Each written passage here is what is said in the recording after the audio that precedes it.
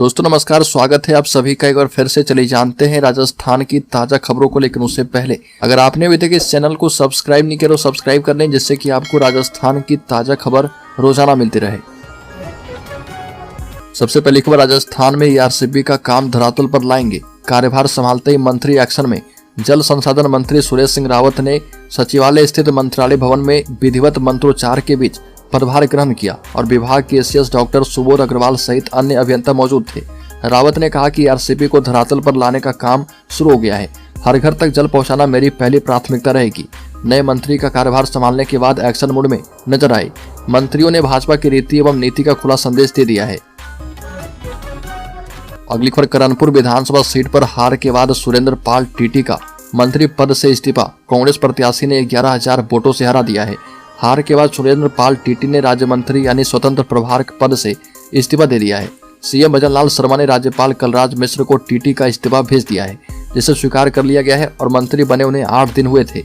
अब तक कार्यभार भी संभाला नहीं था। श्री करणपुर विधानसभा सीट से भाजपा प्रत्याशी और राज्य मंत्री सुरेंद्र पाल सिंह टीटी को कांग्रेस के रूपेंद्र सिंह कुन्नर ने 11,283 वोटों से हरा दिया है। अगली खबर, राष्ट्रीय खाद्य सुरक्षा योजना में प्रदेश में 10 लाख परिवारों के नए नाम जोड़ने की आवेदन पेंडिंग। राष्ट्रीय खाद्य सुरक्षा योजना में प्रदेश में 10 लाख परिवार के नए नाम जोड़ने की आवेदन पेंडिंग चल रहे। वर्ष 2019 के बाद वर्ष 2023 में सिर्फ 2 माह ही नए नाम जोड़ने के लिए एनएफएसए का पोर्टल खुला था। अब पोर्टल खुले तो प्रदेश में 76 लाख से अधिक लोगों को एनएफएसए का लाभ मिल सकता है। प्रधानमंत्री की फ्री राशन योजना जारी रखने की घोषणा के बाद ग्राम पंचायत, पंचायत समिति, तहसील एवं एसडीएम कार्यालय से लेकर डीएसओ कार्यालय में करीब 10 लाख परिवार ने सदस्य की संख्या बढ़ने पर आवेदन किए हैं। अगली खबर, कुख्यात गैंगस्टर लॉरेंस बिश्नोई के जेल से इंटरव्यू के मामले में स्पेशल इन्वेस्टिगेशन टीम ने जांच तेज कर दी है। पंजाब एंड हरियाणा हाईकोर्ट के आदेश पर 2 एफआईआर दर्ज की गई है। एसआईटी जांच के लिए राजस्थान जाने की तैयारी में भी है, क्योंकि इसमें पहले गैंगस्टर वहां की जेल में था। पहले तो एसआईटी को यह पता लगाना है कि उसका इंटरव्यू हुआ किस जेल में, और इसके लिए जेल अधिकारी से भी पूछताछ होगी। मामले में कोर्ट में 10 जनवरी को फिर से सुनवाई की जाएगी। अगली खबर, पाली के नए जिला कलेक्टर एलएन मंत्री ने पदभार संभाल लिया है और कहा कि विकसित भारत संकल्प यात्रा के अंतर्गत आमजन को अधिक से अधिक लाभान्वित करना फिलहाल उनकी प्राथमिकता है। पाली का उद्योग और जहां पर्यटक फेमस है, उनको समझने के बाद उनकी समस्याओं का समाधान कर उन्हें विकसित करना प्राथमिकता में शामिल रहेगा। इसके साथ ही उन्होंने कहा कि जिले के समग्र विकास और पेयजल और चिकित्सा सुविधा में सुधार करना भी उनकी प्राथमिकताओं में शामिल है। पाली के नए जिला कलेक्टर के आईएएस बनने के बाद वर्ष 1994 से लेकर अब तक 21 पोस्टिंग हुई है। बड़ी खबर, डॉक्टर सौम्या झा ने संभाला टोंक कलेक्टर का पद। आईएएस डॉक्टर सौम्या झा ने टोंक कलेक्टर का पदभार संभाल लिया है। अधिकारी की बैठक को लेकर योजनाओं की प्रगति भी जानी है। विकसित भारत संकल्प यात्रा को लेकर जिला स्तरीय अधिकारी के साथ समीक्षा बैठक भी ली है। इस दौरान अधिकारी को केंद्र और राज्य सरकार की योजनाओं का लाभ हर पात्र व्यक्ति को देने का निर्देश दिया और कहा कि उनकी प्राथमिकता केंद्र एवं राज्य सरकार की कल्याणकारी योजनाओं का लाभ आमजन तक पहुँचाना होगा। ज्ञात रहे कि प्रदेश में भाजपा की नई सरकार बनने के बाद 72 आईएएस और 121 आरएएस अधिकारी की 5 जनवरी को ट्रांसफर लिस्ट जारी की गई थी। बड़ी खबर, मुख्यमंत्री भजनलाल शर्मा अपनी पहली परीक्षा में हो चुके हैं फेल, नहीं काम आई रणनीति। राजस्थान में नए सीएम बने भजनलाल शर्मा अपनी पहली परीक्षा में फेल हो गए। प्रदेश में विधानसभा चुनाव के बाद पहली बार उपचुनाव हुए और वो भी एक ही महीने के बाद, और इस एक महीने में सीएम भजनलाल का वो मंत्री चुनाव हार गया, जो कि विधायक बनने से पहले मंत्री बना दिया गया था। भजनलाल कैबिनेट के स्वतंत्र प्रभार वाले कृषि विपणन राज्य मंत्री सुरेंद्र पाल टीटी श्रीगंगानगर के करणपुर से विधानसभा का चुनाव हार गए, और वह भी तब जबकि भाजपा को राजस्थान में सरकार बनाए अभी 1 महीना भी नहीं हुआ है। अगली खबर, चिकित्सा मंत्री गजेंद्र एक्शन में। पहला फैसला, 9890 पदों पर भर्ती, मिलावटखोरों पर सख्त कार्रवाई। बता दें कि राजस्थान में चिकित्सा मंत्री बनने के बाद गजेंद्र सिंह खिवसर ने पहले ही दिन जहां एसएमएस अस्पताल का दौरा किया, वहीं स्वास्थ्य भवन पहुंचकर 6 घंटे एसीएस शुभ्रा सिंह सहित अन्य आला अधिकारी की मैराथन बैठक ली। इसके बाद पहला फैसला राष्ट्रीय स्वास्थ्य मिशन के तहत संविदा नर्स, महिला स्वास्थ्य कार्यकर्ता और सीएचओ के 9890 पदों पर भर्ती का था। और पहले जहां भर्ती के 7177 पद पर भर्ती होनी थी, लेकिन इसमें 2700 पद और भी बढ़ा दिया गया है। अगली खबर, सीएम भजनलाल शर्मा ने कहा कि बिजली कंपनियों पर लगभग 90,000 करोड़ का कर्ज।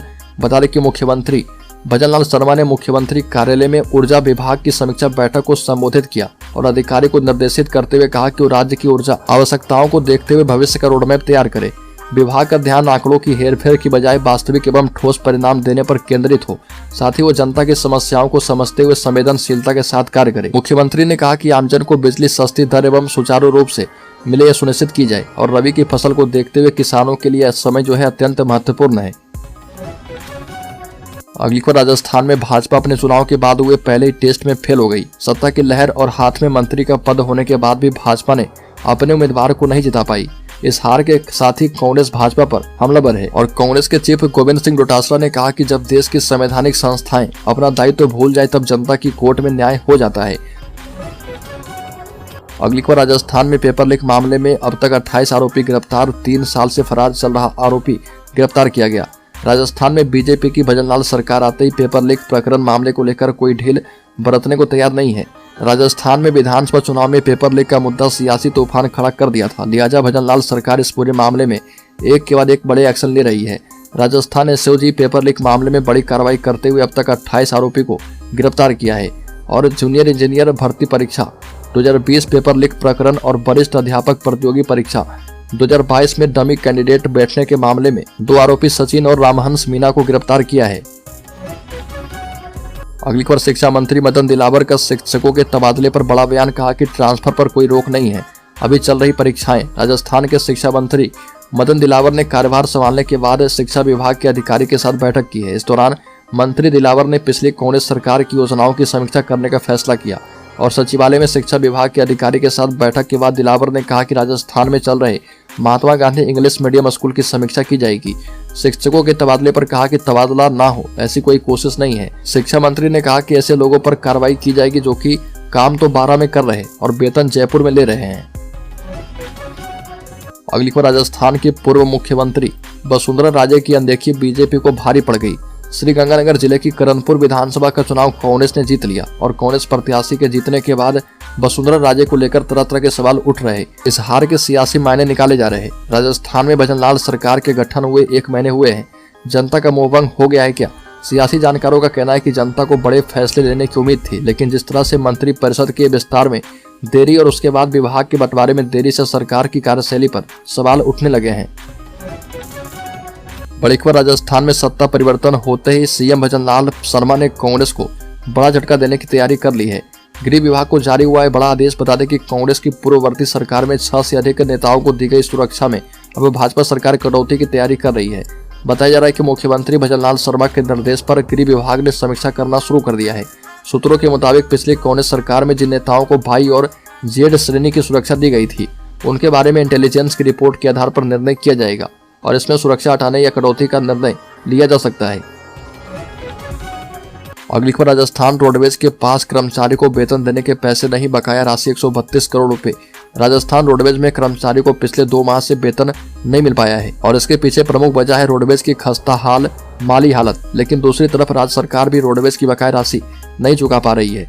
राजस्थान रोडवेज की बसों के संचालन के लिए राज्य सरकार की तरफ से आर्थिक मदद मुहैया करवाई जाती है। एक तरफ जहां Rajasthan transport infrastructure development fund यानी ITR/IDF से रोडवेज को आर्थिक मदद दी जाती है, वहीं दूसरी तरफ राज्य सरकार की तरफ से सालाना 200 करोड़ रुपए की आर्थिक राशि भी मुहैया करवाई जाती है। लेकिन इस बार रोडवेज को ना तो RTIDF फंड से और ना ही सरकार की तरफ से मदद दी जा रही है। बड़ी खबर, बांसवाड़ा भैरव जी मंदिर के पुजारी हत्याकांड का हुआ बड़ा खुलासा। 4 आरोपी किए गए गिरफ्तार। 22 दिसंबर को बांसवाड़ा जिले के सदर थाना क्षेत्र के जाना मेड़ी गांव में स्थित भैरव जी मंदिर के पुजारी रणछोड़ की गोली मारकर हत्या के मामले में पुलिस ने 4 आरोपी को अरेस्ट किया है। 22 दिसंबर को पुजारी पर गोलीबारी के मामले में अहमदाबाद से हिरासत में लिए जाने के दौरान गोलीबारी के प्रयास में घायल हुए 2 आरोपी को गिरफ्तार कर लिया गया है। पुलिस की कार्रवाई के बाद जनामेड़ी गांव के लोगों और मृतक पुजारी के परिजनों ने पुलिस का आभार जताया और बड़ी संख्या में ग्रामीण सदर थाना में पहुंचे। इस कार्रवाई में शामिल सभी पुलिसकर्मी का ग्रामीणों ने आभार जताया है। अगली खबर, राजस्थान के मंत्रियों को उनके विभाग मिल चुके हैं। अब मंत्री अपने अपने क्षेत्र के दौरे पर हैं और गृह राज्य मंत्री जवाहर सिंह बेढम भी अपने विधानसभा क्षेत्र पहुंचे। इस दौरान लोगों ने फूल बरसाकर उनका स्वागत किया। मंत्री बनने के बाद पहली बार विधानसभा पहुंचे थे। इस दौरान जवाहर सिंह बेढम ने गौ तस्करों को खुला अल्टीमेटम देते हुए कहा कि अगर किसी ने गाय की पूंछ का बाल भी उखाड़ा तो जेल भेज दिया जाएगा। टिहरी जिले की नगर विधानसभा सीट से बीजेपी विधायक जवाहर सिंह बेढम को राजस्थान की भजनलाल सरकार में राज्य मंत्री का पद दिया गया है। जवाहर सिंह बेढम को गृह राज्य मंत्री बनाया गया है और बेढम मंत्री बनने के बाद पहली बार डीग जिले की नगर विधानसभा क्षेत्र पहुंचे हैं। अगली खबर ऐतिहासिक कुलधरा गांव की दीवार को लात मारकर गिराने वाला आरोपी गिरफ्तार। रील बनाने का वीडियो हुआ था वायरल। पश्चिमी राजस्थान धोरे की धरती और देश विदेश से आने वाले पर्यटकों की पहली पसंद जैसलमेर जिले की प्राचीन धरोहरों में से एक जो है पालीवाल ब्राह्मणों का बसाया हुआ गांव है और श्रापित कुलधरा गांव, जहां पर रात कोई रुक नहीं सकता। कुलधरा गांव की प्राचीन दीवार को रील बनाने के लिए लात मारकर ढहाने वाले आरोपी युवक को सदर थाने की पुलिस ने गिरफ्तार कर लिया है।